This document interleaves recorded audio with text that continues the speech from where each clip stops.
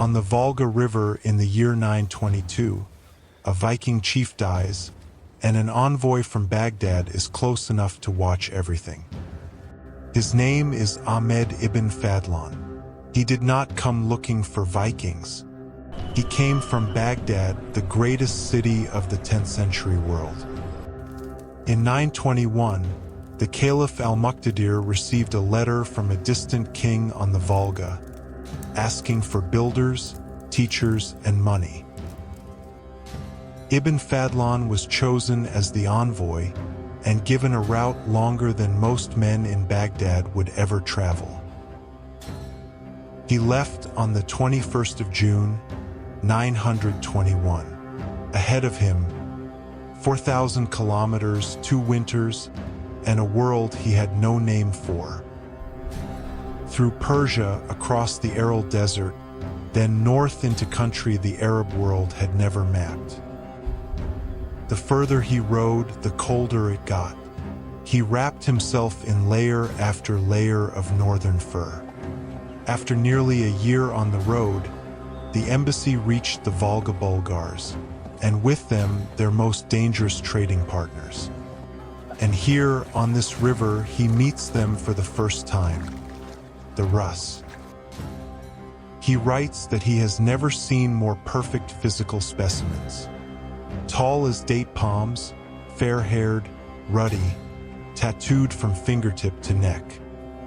The patterns run across his skin in dark green-black, knotwork, interlace, branching trees. Every man of rank carries a sword, an axe, and a knife. He is never seen without them. They come from the north to sell what the north has in abundance: furs, wax, honey, and people. In return, they want one thing above all: silver. Their wives were their husbands' wealth: silver arm rings, brooches, strings of colored glass beads from the Baltic. At night, they gather in long timber halls, drink deep from horns, and divide the day's trade. Their shields are painted in red, black, and yellow, the colors of their household, their ship, their lord. Their boats are long and narrow, shallow enough for rivers, tough enough for the open sea. Ibn Fadlan takes notes on everything. Every custom, every gesture, every strange and holy detail. Among the Rus, one man stands apart. A wealthy merchant captain, broad-shouldered, respected, feared. He drinks with his men, laughs with his men, and divides the silver with his own hand. His men bring him dirhams by the handful, and he takes his share with the dignity of a man who has earned it. Then, without warning, the chief falls ill. A fever takes him down in a single day. He dies in the night, and the moment the breath leaves him, a different kind of time begins. The news spreads through the Rus camp before dawn. By sunrise, the preparation has already begun. Ibn Fadlan learns of the death and, through his interpreter, asks permission to watch the funeral. The body is carried out of the tent and laid on rough boards on the riverbank. A shallow grave is dug. The body is placed inside under boards and cloth. They will leave him here for 10 days while they prepare the rest. And with that, the first rite is over. The real funeral has not yet started. For 10 days, the camp does not rest. The women sew silk and brocade into funeral clothes. The dead chief's sword is drawn from its sheath, cleaned, and laid out beside his armor. His axe is sharpened one last time. A man's axe is the tool of his life and his argument in death. They bring out his Dane axe, the long-shafted battle axe, the two-handed terror of the shield walls. Some of the silver that marked his rank in life will go with him into the fire. Trade goods are stacked near the ship, wax for southern candles, honey for southern tables. And furs, the quiet wealth of the north, measured in sables and ermine. Every transaction is measured on folding bronze scales, down to the last cut fragment of a coin. Rus' wealth is worn, not hidden. Silver arm rings are cut and weighed like coin. Cloaks fasten at the shoulder with ring brooches, the mark of a man who has come home with silver. Around many necks hangs a small silver hammer, Thor's Mjolnir, protector of those who go to sea. Ibn Fadlan notes, surprised, that the Rus are unusually attentive to their hair, combing it often, keeping it clean. Every warrior carries a whetstone. Every blade is a blade he must be able to sharpen himself. The women spin wool into thread with drop spindles, the rhythm that has held Rus households together for generations. Every stitch tightens the countdown. The day of the funeral is already set. Glass beads come north on Rus ships and hang at the throats of Rus wives in every color of the Baltic. The most prized is amber, the gold of the Baltic, warm with the memory of old sunlight. Drink is brewed in ceramic crocks, honey mead for the gods, nabid for the mourners. The women who run the households wear their authority at their belt, iron keys, silver brooches, the marks of a free woman. Even their games go with them to the grave, small bone dice and carved pieces, for the long voyage. And then comes the moment that changes the tone of everything. An enslaved girl steps forward and says she will die with him. From that moment, she cannot step back. Two older women take charge of her. They will not leave her side until the end. They wash her hands and face in an iron basin of river water. They give her drink. They watch her drink. For days she is never alone. Her hair is plaited and oiled. Her clothes are chosen for her. Her body is already being prepared for the ship. She walks through the camp among her own people, and they watch her as if she already belongs to the dead. Her eyes are somewhere else. Her attendants call it a gift. It might be something else. Ibn Fadlan writes down what he hears. Every word she speaks, his interpreter translates. And then the 10th day ends. The waiting is over. At dawn of the 11th day, the ship is brought out of the river. 30-40 men take the ropes. They will not launch her. They will drag her onto land. The prow is a carved dragon's head, guardian, guide, and warning to spirits of other shores. The oars are gathered and carried to the shore. The ship will not need them again. The striped sail is folded down, the mast lowered. From here on, she is a vessel for something else. Even the smallest things are measured in prestige. Hand-woven trim on the cloaks, each thread the work of a winter. Then the signal comes. 40 men pull as one, and the ship begins to move against the river. Hands bleed on the ropes. No one lets go. Every step tears up the shoreline. The ship is heavier than any of them remembered. Inch by inch, she comes out of the water, out of her element, out of the world of rivers, and into the world of the grave. This is where the famous image is wrong. No flaming boat drifts to sea. The ship is on dry land. No wave will carry him. This boat is going nowhere. They raise a timber frame around it, a wooden stage for the dead man's last appearance. Posts rise, beams cross them. A square wooden enclosure begins to form around the ship. Crossbeams are locked into notches. The ship is no longer just a ship. It is the centerpiece of a temple.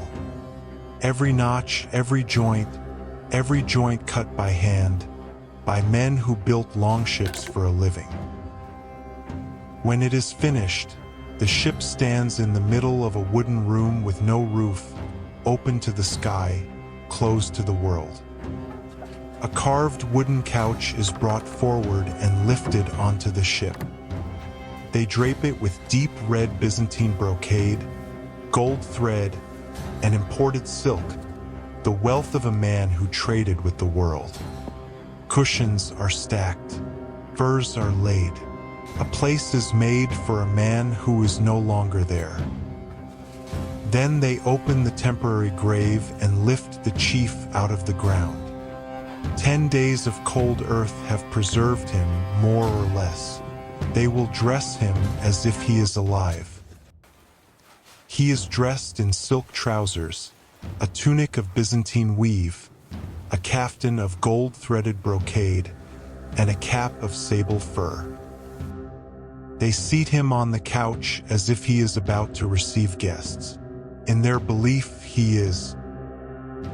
Then, one by one, the things of his life are carried aboard. His sword is laid across his lap. It is the weapon of his rank, and it will not leave him. His axe is placed at his right. His Sikh's knife is placed at his belt. His shield is placed beside him, painted in the colors of his household. His iron helmet and his chainmail shirt are laid at his feet. Every mark of his rank is present. Silver is poured into a bronze bowl. Some of his wealth will burn with him. Some will be buried. A drinking horn is placed in his hand, full to the rim, for the feast that awaits him. Bread, fruit, roasted meat, the feast is laid at his feet as if the voyage will be long. A small silver hammer is hung at his throat, the last token of the gods who owned him in life. And still they are not finished. Horses, cattle, a dog, and birds are brought forward as offerings. Waiting beside the ship, an old woman holds a curved ritual knife. Ibn Fadlan's interpreter calls her the Angel of Death. The cattle pull against the ropes. They know. A dog is walked forward on a rope. He does not fight. He follows. A rooster and a hen are carried up into the ship by the feet. What happens next is quick. It is not filmed for our ease. The animals follow the dead man. That is the point. Their bodies are laid on the deck beside him. The ship is now a feast, a stable, and a tomb. A separate wooden frame is built in front of the ship, a doorway to nowhere, 3 beams like the shape of a house. The girl will be lifted to it. The girl is led to it with her 2 attendants. She is already far away. She is lifted to the beam. Her feet leave the earth. Her head passes above the crossbeam for the first time. They lower her and ask what she saw. She says, "My father and my mother." They lift her a second time, higher this time, longer. Her voice comes back changed. She says, "I see all my dead kin, seated together, waiting." They lift her a third time. It is the last time she will stand above the crowd. She says, "I see my Lord, seated in a green paradise, calling me to him." Bring me to him now." She takes off her rings, her bracelets, and gives them to the two old women who have prepared her. The old woman waiting beside the ship is thick-set, stern, and holds the knife without trembling. The interpreter calls her the Angel of Death. As the moment comes closer, the Rus warriors take up their shields. They beat their shields. The sound is not for ceremony. It is to cover what comes next. Every strike louder than the last. Every strike a wall between us and the girl. The girl is led into a small tent set up inside the wooden frame beside the ship. At the tent opening, she stops. For one small moment, she stops. Then the hands close and she goes inside. We stay outside with the witness. We see only shadows. We hear only shields. He turns his head. Then he forces himself to turn back. The shields grow louder. The world outside the tent is made only of this sound. Then, at a sign, they stop. When it is over, the girl is carried onto the ship and placed beside the chief. For the first time since the ship came ashore, the scene is still. A male kinsman of the dead chief steps forward, holding a burning torch. The flame is held high. Every eye is on it. He walks backward toward the ship, as tradition demands. He touches the flame to the wood beneath the ship, and it begins.